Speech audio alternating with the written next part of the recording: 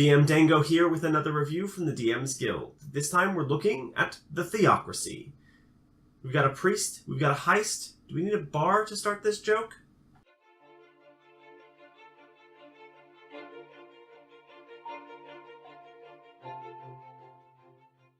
So, the Theocracy. This is an adventure module for 11th to 16th level players. It should take about 5 to 10 hours to complete. Now, in my kind of mental run-through, that seems about right. I'd be a little worried on the lower end of the 11th level scale. I think you're probably talking about 10 hours depending on planning. But at its core, it is a heist adventure. You are supposed to go in to some heavily fortified place and retrieve something. Now, normally at heist adventures, I'm a little wary when they get to higher levels. Things like teleportation, melt stone, or any number of spells or abilities at those higher levels, or magical items, as your players are probably have access to, can very quickly break these things down and render a heist adventure in no more than 5 to 10 minutes. However, this is a heist adventure with a group of people who know that they were going to be attacked and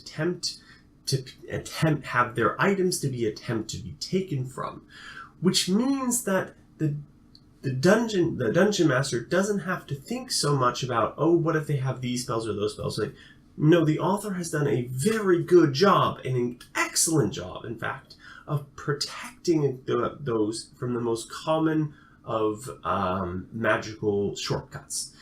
Teleportation is rendered mute by use of the hollow spells, because you're not just going after anyone. You're going after a religiously zealotous group of tier worshippers who have access to things like hollow spells, anti-magic fields, oh yeah, and a planetar. You know, one of those really powerful angel creatures that can render most things apart in very, very short amount of time? Yeah, that. So this group is well prepared for somebody attempting to steal from them. And that's kind of the point. If you think about D&D or the Forgotten Realms more specifically, as a world where magic exists, wouldn't it make sense that if somebody was trying to protect a thing, they would use very powerful magics and be aware of the powerful magics they can use to circumvent most mundane defenses? They wouldn't just hide their Book of Exalted Deeds, for instance, in a chest at the end of a locked door. No. They would have anti-magic fields and all kinds of other horrible things. And it shows. There are traps and tribulations galore. A roving band of paladins patrol the halls. But that's not all. There are other things to contend with. A black guard, an inquisitor of sorts, torturing his prisoners, and you've been sent in maybe to rescue one of them. So, what I liked. I love the premise of the adventure. I love a heist adventure. Now, I was concerned, as I said earlier, about high-level heist adventures, but those concerns were quickly addressed. There's no cause for, oh, this adventure will end up in 3 minutes and the wizard will get all the credit. No, if the wizard tries, he's going to end up very, very hurt. Or worse, dead. Not to say that he will, his fruits of the labor won't be useful, but he'll need to do a little bit of planning first as to how he manages this thing off. And that's the point. A good heist is part planning, part execution. And that shows here. There are kind of two acts in a way. There's the gather information as to how you're going to do this, and then there's the actual pulling it off. And there's always the third act of, now I've got the thing, how do I get away? Or, in a lot of players' cases, what do I do that I burn down the church now? But, in terms of everything else I liked that every major character has enough backstory for you to run them as a dungeon master. There's no second guessing or trying to work something out on the fly. you know the ideals, the fears, and the kind of wants of every NPC. That's important enough for you. Sometimes, a player will latch on to an NPC you didn't expect, and you've got all of a sudden to come up with a name for that, scullery maid for some reason, because they like that name and description you came up with in 5 minutes. But they don't like the one you spent 3 hours on. Yeah, I'm looking at you. To kind of come back to it, this is a very well-written adventure. And there are so many things that I liked about it. There was basically nothing I didn't like. And that's where I'm going next, is what didn't I like? What kind of stuck in my craw on this one? And I can't think of anything. And that's a good thing. That means that it's so well written that even if there was something, it doesn't matter. Now, I will say this, is that the adventure, it could still be unraveled very quickly. It could, with a very, very clever player, they might find a hole. They might find a hole, a chink in the armor, as it were. But if they did, well done. So, now onto my rating, though. In terms of my perk, so PERC, so using the 3 pillars, and then my polish. C for combat.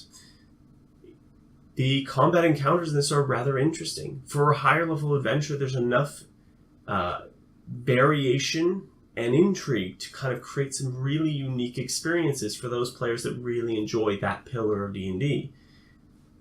There's the Planetour itself, which you can fight at some point. There are the roving bands of paladins. There are a number of other more interesting and eclectic ones that I'm going to leave vague, that you could potentially encounter. Now, moving on to that, and in terms of my rating on that, I would believe it's a 5. Moving on to that, the roleplay side of things. There is enough NPCs and interesting characters within this for even the best role players, even the most greedy of role players, to be satiated at the banquet that is on offer here. There are a plethora of interesting people to talk to and to converse with, and to get what you want, as it were. There's a particular interesting one in the jail, which I really, really like. So I want to run this, actually, myself. I need to find time, and I need my internet to stop dying horribly all the time. So it's a 5 there as well. Exploration. There is a huge amount of stuff to explore in this. There is, and not just, there's everything, it's a sandbox. No, there's genuinely interesting things no matter where you look. Yes, it's confined to a single area, but that single area has enough branching and different ways of kind of coming at the problem that means that a player won't feel stifled or a lack of creativity or feel like they're on rails. It's like, yes, your essential goal is go get in there, get this thing and bring it out. But how you go about that has so many different myriads of paths that I could see. And when a player gets a hold of it, or a group of players, I can imagine they will come up with several thousand different solutions that I haven't even thought of. So well done there. Now my final one is my P, my polish. So things like maps, character designs, art, structure, formatting, all of that stuff. And it's a 5 here as well. There are a number of maps presented here that are really well done, really well presented, very clear as to where everything is and how everything is structured. Every NPC that's needed, every combat encounter that isn't part of the monster manual or DMG or anywhere else, is presented here with clear, it is very, very clear, and the challenge ratings are appropriate for the module. And the items as well, the ones that are kind of mentioned as part of that, the custom ones, not the ones that are in the DMG or anything, are also blocked out and shown to see, okay, this is how they look, and here's what they do, and all this kind of stuff, and here's how they function. And even the ones that aren't, even all the stuff that is, every single one of them has a page number in the DMG Monster Manual or Player's Handbook to say, here's where this is. And that's nice to have, because you don't have to do that. You could just list them at the very beginning, when they're mentioned, or you could just not list them at all. It's good to see that level of kind of detail. So it's 5s across the board for me, and that means this is a definite 5 when I go to rate it on the DM's Guild. So why aren't you buying this right now? If you're looking for an adventure, you're looking for a heist-based adventure, or you're looking for something where you've got a group of overzealous priests that you want to kind of have your party oust, this is a really good one. Go get it now. And thank you. Please remember to like and subscribe, and peace out.